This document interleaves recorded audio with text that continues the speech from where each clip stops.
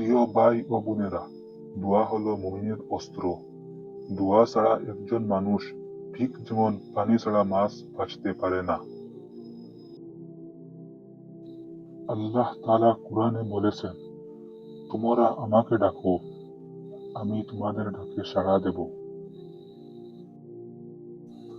আজকের ভিডিওতে আমরা জানব কোন দোয়া আল্লাহ কবুল করেন আর কোন ভুলের কারণে আমাদের দোয়া আটকে যায়। ভিডিওটি ভালো লাগলে লাইক, শেয়ার এবং সাবস্ক্রাইব করে দেবেন। নম্বর, দোয়ার গুরুত্ব।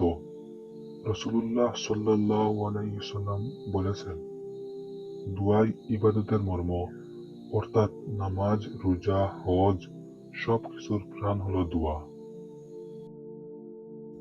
আল্লাহ তাআলা তার বান্দাকে খুব ভালোবাসেন, তাই তিনি চান তার বান্দা শুধু তাকেই ডাকে, অন্য কারো কাছে নয়। তুমি যত সমস্যার মধ্যেই থাকো না কেন, হতাশ হয়ো না, বরং সেজদায় লুটিয়ে পড়ো, কারণ তোমার কান্না, তোমার প্রার্থনা আল্লাহর কাছে অমূল্য। 2 নম্বর, দোয়া কবুলের শর্ত। দোয়া কবুল হতে হলে কিছু শর্ত মানতে হয়। হালাল উপার্জন, হারাম খাবার, হারাম অর্থ, এগুলো দোয়ার কবুল হওয়ার বড় বাধা। রাসূলুল্লাহ সাল্লাল্লাহু আলাইহি ওয়াসাল্লাম বলেছেন, এক ব্যক্তি দীর্ঘ সফরে থাকে, আকাশের দিকে হাত তুলে দোয়া করে, কিন্তু তার খাবার হারাম, পানীয় হারাম, পোশাক হারাম, তাহলে তার দোয়া কিভাবে কবুল হবে? আল্লাহর প্রশংসা করা। দোয়া শুরু করার আগে বলো, আলহামদুলিল্লাহ, সুবহানাল্লাহ, আল্লাহু আকবার। তারপর দুরূদ শরীফ পাঠ করো নবী সাল্লাল্লাহু আলাইহি ওয়াসাল্লামের জন্য। দোয়ায় ধৈর্যশীল হওয়া। আল্লাহ দোয়ার সাথে সাথে কবুল করেন, আবার কখনো দেরিতে করেন, কখনো বদলে আরো ভালো কিছু দেন, তাই ধৈর্য হারানো যাবে না।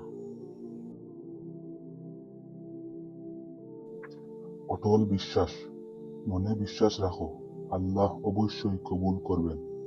সন্দেহ রেখে দোয়া করলে তা কবুল হয় না। দোয়া কবুলের সময়গুলো।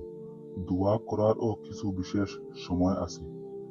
তাহাজ্জুদ নামাজের পর, রাতের শেষ প্রহরে, আজানের সময় ও আজানের পর দোয়া। জুমার দিনে আসরের পর এক বিশেষ সময়ে, রোজা অবস্থায় ইফতারের আগে, সেজদার মধ্যে। এই সময়গুলোতে দোয়া করলে আল্লাহ তাআলা সবচেয়ে বেশি কবুল করেন। দোয়া কবুলের বাধা। প্রিয় ভাই ও বোনেরা, আমরা অনেক সময় দোয়া করি কিন্তু কবুল হয় না কেন?